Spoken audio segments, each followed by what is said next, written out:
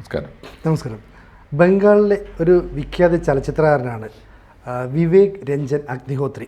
അദ്ദേഹം ധാരാളം സിനിമയൊക്കെ എടുത്തിട്ടുണ്ട്. ഇപ്പം വിവേക് രഞ്ജൻ അഗ്നിഹോത്രിയുടെ പുതിയൊരു ചിത്രം the Bengal files.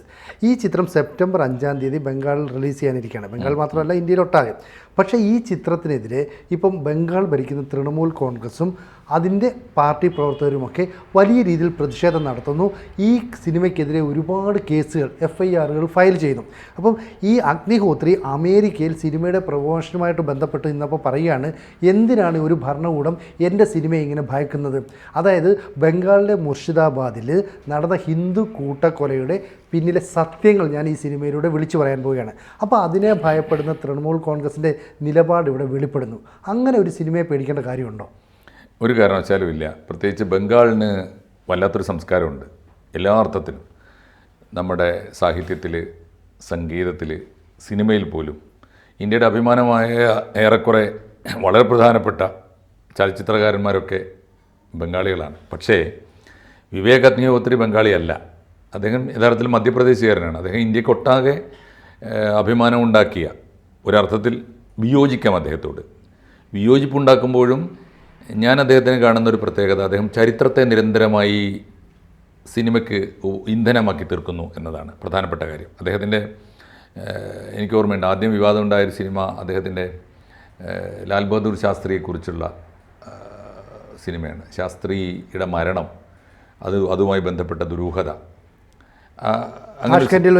Tashkent files. Yes, exactly, Tashkent files ആയിരുന്നു സിനിമ. അപ്പോൾ അത് ഇങ്ങനെ ഒരു സാധ്യത ഉണ്ടായിരുന്നില്ല അതുവരെ ഇന്ത്യൻ സിനിമയ്ക്ക്. എന്നുവെച്ചാൽ ഇങ്ങനെ ചരിത്രത്തിലെ ചില അടഞ്ഞ അധ്യായങ്ങൾ, നിലനിൽക്കുന്ന ചില ദുരൂഹതകൾ, അതൊക്കെ സിനിമയാക്കാൻ മാത്രം സ്കോപ്പ് ഉണ്ടെന്ന് മനസ്സിലായിരുന്നില്ല. പിന്നെ ഞാൻ നോക്കുമ്പോൾ ഇന്ത്യയിലെ എല്ലാ ഭാഷകളിലും തുടർച്ചയായിട്ട് അത്തരം സിനിമകൾ വന്നു കേട്ടോ. സുഭാഷ് ചന്ദ്രബോസിൻ്റെ മരണത്തെക്കുറിച്ചും ഇദ്ദേഹം ഇത്തരം ഒരു വർക്ക് ചെയ്തിട്ടുണ്ട്. അത് പക്ഷേ അത്ര ശ്രദ്ധിക്കപ്പെട്ടില്ല എന്ന് തോന്നുന്നു. അത് കഴിഞ്ഞിട്ട് അദ്ദേഹം ചെയ്ത വിഖ്യാതമായ സിനിമയാണ് കാശ്മീർ ഫയൽസ്. ഞാൻ പറയുന്നത്, അഗ്നിഹോത്രിയോട്, അദ്ദേഹത്തിൻ്റെ നിലപാടുകളോട് നമുക്ക് വിയോജിക്കാം. ഏതൊരു കലാകാരനോടും അങ്ങനെ വേണം. യഥാർത്ഥത്തിൽ ഒരു കലാകാരൻ അംഗീകരിക്കപ്പെടുന്നത് അദ്ദേഹത്തെ ആസ്വദിച്ച് വിമർശിക്കുമ്പോഴാണ്. അദ്ദേഹത്തിൻ്റെ കലാസൃഷ്ടിയെ നിരോധിക്കുകയും അദ്ദേഹത്തെ തമസ്കരിക്കുകയും അല്ലെങ്കിൽ അദ്ദേഹത്തെ നിശബ്ദനാക്കുകയും അദ്ദേഹത്തിനെതിരായി കള്ളക്കേസുകൾ എടുത്തിട്ട് അനാവശ്യമായി ഉപദ്രവിക്കുകയും ചെയ്യല്ല. അപ്പോഴൊക്കെ ഈ സിനിമകൾ വിജയിക്കുകയുള്ളൂ. നമ്മളതാണ് ഓർക്കേണ്ട കാര്യം. ഇപ്പോൾ ബംഗാളിൽ മമതാ ബാനർജിയും കൂട്ടരും ചെയ്യുന്ന ഒന്നാമത്തെ പൊട്ടത്തരം, ഈ സിനിമ റിലീസാകുന്നതിന് മുമ്പേ വിജയിക്കാൻ പോകുന്നു. അതാണല്ലോ അതിൻ്റെ ഏറ്റവും വലിയ പ്രൊമോഷനല്ലേ അദ്ദേഹത്തിൻ്റെ. ഈ ഇപ്പോൾ US നിന്ന് അദ്ദേഹം കൊടുത്ത ഒരു വീഡിയോ സന്ദേശം, അതിൻ്റെ കൂടെ ഒരു ചലഞ്ച്, ഇതിൻ്റെ ട്രയൽ പോലും ഞാൻ ബംഗാളിൽ തന്നെ ഇറക്കും എന്ന് പറയുന്നുണ്ടല്ലോ. അപ്പോൾ ഇദ്ദേഹം ഒടുവിൽ ബംഗാളിനെ തൊട്ടപ്പോഴാണ്. ഇതിനു മുമ്പ് അദ്ദേഹം ഇന്ത്യയെ കാശ്മീർ തൊട്ട് താഷ്കെൻഡ് തൊട്ട് കാശ്മീർ വരെ, നേതാജി എല്ലാവരെയും, ഇപ്പോൾ അദ്ദേഹം ഇന്ത്യയുടെ ചരിത്രത്തിന് പ്രാധാന്യമുള്ള ഒട്ടേറെ വിഷയങ്ങൾ ചർച്ചയ്ക്ക് എടുത്തിട്ടുണ്ട്. ഇപ്പോൾ അദ്ദേഹം എടുക്കുന്നത് ബംഗാൾ ഫയൽസാണ്. കാശ്മീർ ഫയൽസ് നമുക്കറിയാലോ, കാശ്മീരിൻ്റെ ഇഷ്യൂ വലിയ വിവാദം ഉണ്ടായതാണ്. പിന്നെ ഒരു സൗകര്യം ഉണ്ടായത്, ഇന്ത്യ ഗവൺമെൻറ്, പ്രത്യേകിച്ച് നരേന്ദ്രമോദി സർക്കാർ ഇത്തരം സിനിമകളെ, ഒരു പക്ഷേ ചരിത്രത്തെ, അതിനകത്ത് അവരുടെ രാഷ്ട്രീയം കൂടി ഉണ്ടാവാം, എങ്കിൽ പോലും എന്തിനാണ് ഒരു കലാകാരനെ ഇങ്ങനെ തമസ്കരിക്കുന്നത്? അതൊരു കലാസൃഷ്ടിയല്ലേ അല്ലേ? അത് കലാസൃഷ്ടിയാണ്, അങ്ങനെ കണ്ടാൽ മതി. ഈ വിവേക് അഗ്നിഹോത്രി പറയുന്ന ഒരു കാര്യം, നിക്ഷിപ്ത താല്പര്യക്കാരായ ചില ആളുകൾ മുർഷിദാബാദിൻ്റെ ഉൾപ്പെടെയുള്ള കാലത്തെ, ഇരുണ്ട കാലത്തെ ചരിത്രത്തെ, അതായത് അത് ഭൂതകാലമാകാം, വർത്തമാനകാലമാകാം, അതിനെയൊക്കെ തന്നെ മൂടി വെക്കുന്നു. എന്നിട്ട് നിരന്തരമായി FIR ഇടുന്നു. അപ്പോൾ ഇയാൾ ആദ്യം വിചാരിച്ച് ഞാൻ നിശബ്ദനായിട്ടിരിക്കാം, നിയമപരമായിട്ട് നേരിടാം. പക്ഷേ അപ്പോഴും വീണ്ടും വീണ്ടും ഇയാളെ പ്രകോപിപ്പിച്ചുകൊണ്ടിരിക്കുന്നു. മാത്രമല്ല, ഈ സിനിമ ബംഗാളിൽ ഷൂട്ട് ചെയ്യാനുള്ള അനുമതി പോലും നിഷേധിച്ചു. അങ്ങനെ പരിമിതമായ സൗകര്യങ്ങൾ ഉപയോഗിച്ച് മുംബൈയിൽ കൊണ്ടുപോയാണ് ഷൂട്ട് ചെയ്തത്. എന്നിട്ട് ഇയാൾ പറയുന്നത്, ഞാൻ കോടതിയെ വിശ്വസിക്കുന്നു, കൊൽക്കത്ത ഹൈക്കോടതി ഇതിനെല്ലാം തന്നെ സ്റ്റേ ചെയ്തു. ഈ സ്റ്റേ ചെയ്ത നിയമ നടപടി നിൽക്കുമ്പോൾ തന്നെ അടുത്ത FIRകൾ. അപ്പോൾ ഇവരുടെ എന്തൊക്കെയോ മറച്ചു വെക്കാൻ ഭയപ്പെടുന്നു, അല്ലെ മറച്ചു വെക്കാൻ ശ്രമിക്കുന്നു എന്നല്ലേ? അതെനിക്ക് തോന്നുന്നതേ, ഈ ബംഗാൾ ഫയൽസിൽ ഇദ്ദേഹം തന്നെ പറയുന്നതനുസരിച്ച്, അഗ്നിഹോത്രി തന്നെ പറയുന്നതനുസരിച്ച്, ബംഗാൾ ഫയൽസ് ചരിത്രത്തിൽ നിന്ന് വർത്തമാനത്തിലേക്ക് വരുന്നുണ്ട്. ചരിത്രം അങ്ങനെ ഡെഡായൊരു സാധനമൊന്നുമല്ല, അടച്ചിടാൻ പറ്റിയ ഒരു അറയുമല്ല ചരിത്രം ഒരു ഇന്ധനമാണ്. ചരിത്രത്തിൽ നമുക്ക് വർത്തമാനം ഉണ്ടാവും, വർത്തമാനത്തിന് എടുക്കാവുന്ന കാര്യങ്ങളുണ്ടാവും, വർത്തമാനത്തെ പ്രചോദിപ്പിച്ച് ഭാവിയിലേക്ക് പോകാനുള്ള ശക്തി ഉണ്ടാവും. ചരിത്രം അങ്ങനെയാണല്ലോ. അതിൽ ശരിയും തെറ്റും വിവേചിച്ചറിയാനും അതിനോടുള്ള നിലപാടുകൾ, ഇങ്ങനെ അല്ലല്ലോ മിസ്റ്റർ വിവേക്, ചരിത്രം ഇങ്ങനെയും പറയുന്നുണ്ട് എന്ന് അദ്ദേഹത്തോട് സിനിമയിലൂടെ വിയോജിക്കാം. കൽക്കത്തക്കാർക്ക് വല്ല ബുദ്ധിമുട്ടുണ്ടോ? മമതാ ബാനർജിക്ക് അറിയാഞ്ഞിട്ടാണോ? അവർക്ക് തന്നെ ഗവൺമെൻറ്റിന് തന്നെയും വേണമെങ്കിൽ സിനിമ എടുക്കാം. ചലച്ചിത്ര വലിയ പ്രതിഭകൾ കൽക്കത്തയിലുണ്ട്. മറ്റൊരു സിനിമ കൊണ്ട് ഇദ്ദേഹത്തെ വേണമെങ്കിൽ വിമർശിക്കാം. അതെ, ഇനി ഇദ്ദേഹത്തിൻ്റെ സിനിമ ഇറങ്ങിക്കഴിഞ്ഞാൽ ആർക്കും കണ്ട് ആസ്വദിച്ച് നിരൂപണങ്ങളും വിമർശനങ്ങളും പറയാം.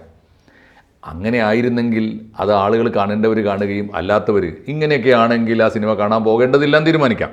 അപ്പോൾ ഇതിലെന്താണെന്ന് വെച്ചാൽ ചരിത്രത്തെ അദ്ദേഹം വർത്തമാനവുമായി ബന്ധിപ്പിച്ചു. ചരിത്രത്തിൽ ബംഗാൾ ഇന്ത്യ ചരിത്രത്തിൽ, ലോക ചരിത്രത്തിൽ ആർക്കെങ്കിലും തള്ളിക്കളയാൻ പറ്റുമോ? പോസിറ്റീവായ ചരിത്രം മാത്രമല്ല, ബംഗാളിന് ഏറ്റവും ഹീനമായ, ഏറ്റവും മോശമായ, ഇന്ത്യ ചരിത്രത്തിലെ ഏറ്റവും മോശപ്പെട്ട അധ്യായങ്ങളൊക്കെ ബംഗാളിലല്ലേ ഉള്ളത്.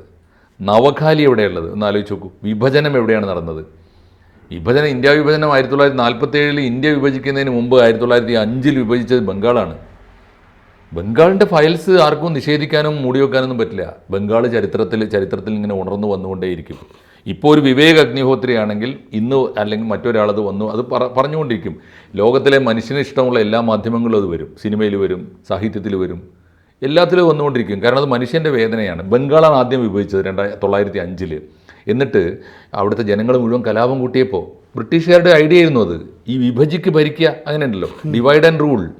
എന്നിട്ട് ബംഗാൾ വിഭജിച്ചു, അവിടെ വലിയ കലാപം നടന്നു. എന്നിട്ട് ബംഗാളിനെ വീണ്ടും റീയുണൈറ്റ് ചെയ്യുകയാണ് ചെയ്തത്.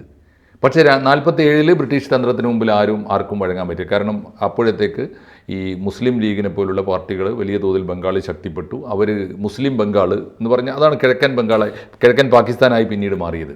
പക്ഷേ 1971 വരെ അവർക്ക് പിടിച്ചു വെക്കാൻ പറ്റുള്ളൂ. അവർക്ക് മനസ്സിലായി ഈ മതം പറഞ്ഞ് നാടിനെ ഭിന്നിപ്പിച്ചാൽ, നാടിനെ വെട്ടിമുറിച്ചാൽ നിലനിൽക്കാനാവില്ല എന്ന് മനസ്സിലായി. അങ്ങനെയാണ് 1947 1971 എത്തിയപ്പോൾ അവർ വേറെ രാജ്യമാകേണ്ടി വന്നു അവർക്ക്. അപ്പോഴവർക്ക് ഇന്ത്യയോട് ഒന്നിച്ചു പോകാനുള്ള സാധ്യത മാഞ്ഞുപോയി. അതൊക്കെയാണ് സംഭവിച്ചത്. അതൊന്ന്. രണ്ടാമത് 1905 ബംഗാൾ വിഭജനം. അത് കഴിഞ്ഞിട്ട് 1946 ഇപ്പോൾ 1940 തൊട്ട് ദ്വിരാഷ്ട്ര സിദ്ധാന്തം, 2 നേഷൻ തിയറി. എന്നുവെച്ചാൽ അയൽപക്കത്ത് നമ്മൾ രണ്ടുപേരും അയൽക്കാരാണ്. ഒരു വീട്ടിൽ അഹമ്മദ് മാഷ്, അപ്പുറത്ത് സിനുജി. നമ്മൾ രണ്ടുപേരും 2 മതക്കാരായതുകൊണ്ട് ഒരേ ദേശക്കാരായിക്കൂടാ. 2 സ്ഥലത്ത് നിന്നോണം. 2 മതക്കാരായതുകൊണ്ട് നമ്മൾ 2 രാഷ്ട്രങ്ങളാണ്. അതാണ് 2 നേഷൻ തിയറി. എന്തുമാത്രം ഭ്രാന്തമായ ആശയമാണ് ആലോചിച്ച് നോക്കൂ. അതിൻ്റെ അടിസ്ഥാനത്തിലാണ് ഈ 1940 പാകിസ്ഥാൻ പ്രമേയം ഉണ്ടാകുന്നത്. ലാഹോറിലായിരുന്നു ആ സമ്മേളനം. അതിൻ്റെ ഏറ്റവും വലിയ അലവലികൾ ഉണ്ടായത് ബംഗാളിലാണ്. സുഹർവർദി, അവിടെ വലിയ നേതാക്കന്മാരൊക്കെ ഉണ്ടായിരുന്നു ലീഗിൻ്റെ. അവരാണ് ഈ കലാപങ്ങളൊക്കെ ഉണ്ടാക്കിയത്. അതിൻ്റെ ഏറ്റവും ഒടുവിലത്തെ കൂട്ടക്കൊലയായിരുന്നു 1946 ഡയറക്റ്റ് ആക്ഷൻ ഡേ. ഇതിൽ ഈ വിവേക് അഗ്നിഹോത്രി പറയുന്നുണ്ട്, ബംഗാൾ ഫയൽസിൽ ആദ്യം വരുന്നത് ഒന്ന്, ഇതൊക്കെ എനിക്ക് അറിഞ്ഞുകൂടാ, 1905 അത്രയും പുറകോട്ട് പോയ ബംഗാൾ ചരിത്രം ഉണ്ടോ എന്ന് എനിക്ക് അറിഞ്ഞുകൂടാ. പക്ഷേ എന്തായാലും അദ്ദേഹം പറയുന്നുണ്ട് ഡയറക്റ്റ് ആക്ഷൻ ഉണ്ട് എന്ന് പറഞ്ഞാൽ എന്താ, ഞങ്ങളിതാ ഇന്ത്യയെ, ബംഗാളിനെ വെട്ടിമുറിച്ച് ഞങ്ങൾ മറ്റൊരു രാജ്യമാക്കുമെന്ന് പറഞ്ഞാൽ അതിനുവേണ്ടി ആക്ഷൻ നടത്തുക. ആ ആക്ഷനാണ് ഹിന്ദു കൂട്ടക്കൊല എന്ന് പറയുന്നത്. കൂട്ടക്കൊല തീർച്ചയായിട്ടും അതാണല്ലോ, ചിത്രീകരിക്കപ്പെടുന്നത്. സംശയമൊന്നുമില്ല. ഹിന്ദു കൂട്ടക്കൊല ഇല്ല എന്ന് ആർക്കാ പറയാൻ പറ്റുക? ഇന്ത്യയെ, ഇപ്പോൾ ബംഗാളിനെ മുസ്ലിം ബംഗാളും ഹിന്ദു ബംഗാളുമായിട്ട് വിഭജിച്ചിട്ട് അതിൻ്റെ പേരിൽ രണ്ട് ദേശക്കാർ തമ്മിൽ രണ്ടായി തിരിഞ്ഞ്, അന്ന് വരെ സഹോദരങ്ങളായി കഴിഞ്ഞ ഒരു ദേശം രണ്ടായി തിരിഞ്ഞ് കലാപം നടക്കുമ്പോൾ തീർച്ചയായിട്ടും ഹിന്ദു കൂട്ടക്കൊല നടക്കുമല്ലോ. ഇവർ ഭ്രാന്തമായ ഇസ്ലാമിക ആവേശത്തിൽ അല്ലെങ്കിൽ മുസ്ലിം ആവേശത്തിൽ ചെന്നിട്ട് ഹിന്ദുക്കളെ കൊല്ലും. തിരിച്ചുണ്ടാവാം, തീർച്ചയായിട്ടും ഉണ്ടാവുമല്ലോ, തിരിച്ചും ഉണ്ടായിട്ടുണ്ടാവും. ഇപ്പോൾ കൊടുക്കുക മാത്രമല്ല, വാങ്ങുകയും ഉണ്ടാവുമല്ലോ. അപ്പോൾ അതിൻ്റെ കണക്ക്, ഇനിയിപ്പോൾ ആ കണക്ക് ഇതിൽ വേണ്ട വിധം സത്യസന്ധമായി ചരിത്രം വന്നിട്ടില്ലെങ്കിൽ അത് പറയാം. അതിന് വേറെ സിനിമയോ പുസ്തകമോ ഒക്കെ എടുക്കാം. അല്ലെങ്കിൽ അതിൻ്റെ മറുവശം കാണാൻ ഇഷ്ടം പോലെ. ഇപ്പോൾ എനിക്ക് തോന്നുന്നു അതിൻ്റെ വേറൊന്നും വേണ്ട. ഇപ്പോൾ 1-2 പുസ്തകങ്ങളെങ്കിലും വളരെ കൃത്യമായിട്ട് ഞാൻ കണ്ടതുണ്ട്. ഒന്ന് freedom at midnight, Dominic ലാപ്പിയറും ലാരി കോളിൻസും ചേർന്ന് എഴുതിയ, ബ്രിട്ടീഷുകാരല്ല, ഒരാൾ അമേരിക്കക്കാരനാണ്, ഒരാൾ ഫ്രഞ്ചുകാരനാണ്, രണ്ടുപേരും ചേർന്ന് എഴുതിയ പുസ്തകത്തിൽ സത്യസന്ധമായി ഈ കഥ പറയുന്നുണ്ട്. ഡയറക്റ്റ് ആക്ഷൻ, ബംഗാൾ വിഭജനം, ഇന്ത്യ വിഭജനം ഒക്കെ പറയുന്നുണ്ട്. അപ്പോൾ അത്തരം ചരിത്ര പുസ്തകങ്ങളിൽ വസ്തുതയുണ്ട്. അത്തരം വസ്തുതകൾ മറച്ചു വെച്ചുകൊണ്ട് എന്തെങ്കിലും ഏകപക്ഷീയമായി ഈ സിനിമയിൽ വന്നിട്ടുണ്ട്. എനിക്ക് തോന്നുന്നു ഇദ്ദേഹത്തിൻ്റെ സിനിമകൾ നോക്കുമ്പോൾ അദ്ദേഹത്തിന് ഒരു ഹിന്ദു മനസ്സിൻ്റെ വേദന ഉയർത്തിപ്പിടിക്കുന്നുണ്ട്. അതൊരു കലാകാരൻ ചെയ്യുന്ന തെറ്റല്ലല്ലോ. മാത്രമല്ല ഭരിക്കുന്ന പാർട്ടിക്ക് അനിഷ്ടം ഉണ്ടാക്കുന്ന എന്തൊക്കെയോ സംഭവങ്ങൾ അതിനകത്ത്. അല്ല, അത് ബംഗാളിലായതുകൊണ്ടാണ്. മാത്രമല്ല ഇവർ പറയുന്നുണ്ട് ഈ യുവതലമുറ കൂടുതലായിട്ട് ഈ സിനിമ ഒന്ന് കാണണമെന്നാണ് അഗ്നിഹോത്രി പറയുന്നത്. അപ്പോൾ യുവതലമുറ എന്തൊക്കെയോ കാര്യങ്ങൾ മനസ്സിലാക്കും. അങ്ങനെ മനസ്സിലാക്കരുതെന്ന് തൃണമൂൽ കോൺഗ്രസും മമതാ ബാനർജിയും ആഗ്രഹിക്കുന്നു. അതല്ലേ മനസ്സിലാക്കി. എന്നിട്ട് ഇവർ ഇയാൾ ചോദിക്കുന്ന ചോദ്യമുണ്ട്, നിങ്ങൾ ഈ സിനിമയ്ക്കെതിരാണോ എനിക്കെതിരാണോ അതോ ചരിത്രത്തിന്? ചോദ്യമാണ്. ചരിത്രത്തിന് ആർക്കും എതിരാവാൻ കഴിയില്ല. അപ്പോൾ ഇത് തീർച്ചയായിട്ടും അദ്ദേഹം എന്തെങ്കിലും ചരിത്രപരമായ വസ്തുതകളെ മൂടിവെക്കുകയോ അല്ലെങ്കിൽ അട്ടിമറിക്കുകയോ ഒക്കെ ചെയ്തിട്ടുണ്ടെങ്കിൽ അതിനെ നമുക്ക് വിമർശിക്കാം. അപ്പോഴും കലാസൃഷ്ടി എന്ന നിലയിൽ ഇത് കാണണം. 2, ഏറ്റവും ഒടുവിലത്തെ ഇഷ്യൂ മമതാ ബാനർജിക്ക് വല്ലാതെ പൊള്ളിയത് ആരോ അവരോട് പറഞ്ഞിട്ടുണ്ടാവും, ഇത് മുർഷിദാബാദ് കൂട്ടക്കൊലയാണ്. മുർഷിദാബാദും ഇതുപോലെ ഇഷ്യൂ ആണ്. ഈ ബംഗ്ലാദേശിൽ നിന്ന് നുഴഞ്ഞു കയറിയ തീവ്രവാദികളാണ് മുർഷിദാബാദിൽ വന്ന് കലാപം എന്താ ഇഷ്യൂ? വഖഫ് ഭേദഗതി ബില്ലിനെതിരാണ്, ഓർമ്മയില്ല? ഇന്ത്യൻ പാർലമെന്റിൽ ഇന്ത്യ രാജ്യത്തെ പൗരന്മാർക്ക് ഒരു നിയമം ഉണ്ടാക്കിയാൽ ഇവർക്ക് എന്താന്നേ, ബംഗ്ലാദേശികൾക്ക് എന്താ? അവർ വന്ന് ഇവിടെ നുഴഞ്ഞു കയറി കലാപം ഉണ്ടാക്കുകയാണ്. പക്ഷേ അതിനൊരു മറുപടി മമത പറഞ്ഞിട്ടുണ്ട്. കലാപം ഉണ്ടാക്കിയതിൽ ബംഗ്ലാദേശി പൗരന്മാർ നുഴഞ്ഞു കയറിയിട്ടുണ്ട് എന്ന് ഞങ്ങളുടെ ഗവൺമെൻറ്റിനും മനസ്സിലായിട്ടുണ്ട്. അവർക്കെതിരായി കർശന നടപടിയെടുത്തിട്ടുണ്ട്. പക്ഷേ അവർ നുഴഞ്ഞു കയറി വന്നതിന് ഞങ്ങൾ മാത്രമല്ല ഉത്തരവാദി, അതിർത്തി കാക്കുന്ന BSF കൂടിയാണ്. BSF കേന്ദ്ര ഗവൺമെൻറ് ചുമതലയിലാണ്. എനിക്ക് തോന്നുന്നു ഇപ്പോഴത്തെ അവസ്ഥയിൽ 50 കിലോമീറ്റർ മറ്റോ, അതിർത്തിയിൽ നിന്ന് 50 കിലോമീറ്റർ ഉൾപ്രദേശത്ത് വരെ ആരെങ്കിലും നുഴഞ്ഞു കയറി വന്നാൽ ബംഗാൾ ഗവൺമെൻറ്റല്ല ഉത്തരവാദി, ഇന്ത്യ ഗവൺമെൻറ്റാണ്. ഞാൻ പറഞ്ഞ അത്തരം കാര്യങ്ങളൊക്കെ വരട്ടെ എന്ന് ചർച്ച. മുർഷിദാബാദിൽ തീർച്ചയാണ്, മുർഷിദാബാദിൽ ഹിന്ദു കൂട്ടക്കൊല നടന്നിട്ടുണ്ട്, അതൊരു വസ്തുതയാണ്, എല്ലാവരും സമ്മതിച്ചതാണ്. ബംഗാൾ വിഭജനം, ഇപ്പോൾ ഡയറക്റ്റ് ആക്ഷൻ കാലത്ത് ഹിന്ദു കൂട്ടക്കൊല നടന്നിട്ടുണ്ട്. ഇന്ത്യ വിഭജനക്കാലത്ത് ഹിന്ദു കൂട്ടക്കൊലയും സിഖ് കൂട്ടക്കൊലയും നടന്നിട്ടുണ്ട്. അതിന് സമാനമായ മുസ്ലിം കൂട്ടക്കൊല അപ്പുറത്തെ അതിർത്തിയിൽ നടന്നിട്ടുണ്ടാവും, തീർച്ചയായിട്ടും ഉണ്ട്. ഇതെല്ലാം ചേർന്നാണ് ചരിത്രം. ചരിത്രത്തിൽ നമുക്കിഷ്ടമുള്ളത് മാത്രമേ ഞാൻ കാണുള്ളൂ എന്ന് പറയുന്നവൻ സത്യത്തിൽ ചരിത്ര വിരുദ്ധനാണ്, അവൻ ജനാധിപത്യ വിരുദ്ധനാണ്. ഈ സിനിമ വരട്ടെ, സിനിമ കാണട്ടെ ആളുകൾ, എന്നിട്ട് വിലയിരുത്തട്ടെ. അല്ലാതെ ഒരു കലാകാരനെ ഒരു സിനിമ നിർമ്മിക്കുന്നതിന് മുമ്പ് തന്നെ എന്നാലോചിച്ചു എത്ര കഷ്ടപ്പാടാണ്. അങ്ങനെ ബുദ്ധിമുട്ടിക്കേണ്ട കാര്യം എന്താ? താങ്കൾ വരൂ, സിനിമ എടുക്കൂ. സമീപനം തിരിച്ചാണെങ്കിലും എന്നാലോചിച്ചു. ബംഗാൾ ഗവൺമെൻറ് വന്നിട്ട് സ്വാഗതം മിസ്റ്റർ വിവേക്, ഈ ഞങ്ങളുടെ നാട്ടിൽ വന്ന് സത്യസന്ധമായി സിനിമ എടുക്കൂ, നമ്മുടെ സങ്കടങ്ങളും സന്തോഷങ്ങളും ലോകം അറിയട്ടെ എന്നല്ലേ ഒരു ഗവൺമെൻറ് എടുക്കേണ്ട നിലപാട് ഒരു കലാകാരനോട്. മമതാ ബാനർജി കാണിക്കുന്നത്, ഇപ്പോൾ കാണിക്കുന്നത് ശുദ്ധ മണ്ടത്തരമാണെന്ന് എൻ്റെ അഭിപ്രായം. ആ സിനിമ വിജയിച്ചു കഴിഞ്ഞു. രണ്ടാമത്തെ കാര്യം, അത് ബോക്സ് ഓഫീസിൽ വമ്പിച്ച ഹിറ്റായിട്ട് മാറും. ഇത് എങ്ങനെയാണ് ഇദ്ദേഹത്തിന്റെ സിനിമകളൊക്കെ വിജയിച്ചത്? ആണെന്നേ. അദ്ദേഹം ഉണ്ടാക്കുന്ന വിവാദം മാത്രമല്ല, നമ്മൾ മീഡിയ ഉണ്ടാക്കി കൊടുക്കുന്നു, ഗവൺമെന്റ് ഉണ്ടാക്കി കൊടുക്കുന്നു ഒക്കെ അതിൽ വലിയ പങ്ക് വഹിക്കുന്നുണ്ട്. കാശ്മീരി ഫയൽസിന് കേരള ഗവൺമെന്റിന്റെ പ്രസ്താവന പോലും അവർ പരസ്യത്തിന് ഉപയോഗിച്ചു, ഓർമ്മയില്ലേ? അപ്പൊ ഇതൊക്കെയാണ് അതിന്റെ സ്ഥിതി. ഏതായാലും വരട്ടെ, സിനിമ വരട്ടെ.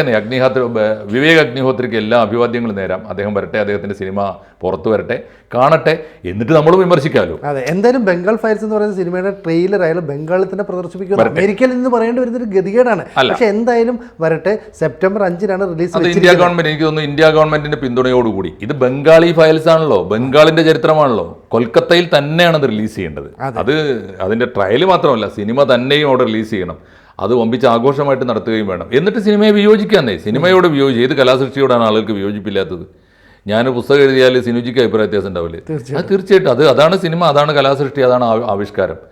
ഇദ്ദേഹം ആത്മധൈര്യത്തോടെ, എനിക്ക് തോന്നുന്നു ഇന്ത്യയിൽ പ്രേക്ഷകരെ വിശ്വാസത്തിലെടുത്തിട്ട് അദ്ദേഹത്തിന് മുന്നോട്ട് പോകാം എന്നാണ് എൻ്റെ വിശ്വാസം. വരട്ടെ. ബാക്കി സിനിമ വരുമ്പോൾ നമുക്കും വിയോജിക്കാം, വിമർശിക്കാം. അപ്പോഴും നമ്മൾ ആസ്വദിക്കുകയും അദ്ദേഹത്തിൻ്റെ സ്വാതന്ത്ര്യത്തെ അപമാനിക്കുകയും ചെയ്യും. ഓക്കെ. കൂടുതൽ വാർത്തകളും വിശേഷങ്ങളും നിങ്ങളിലേക്ക് എത്താൻ ABC മലയാളം സബ്സ്ക്രൈബ് ചെയ്യുക, ബെൽ ബട്ടണും അമർത്തുക.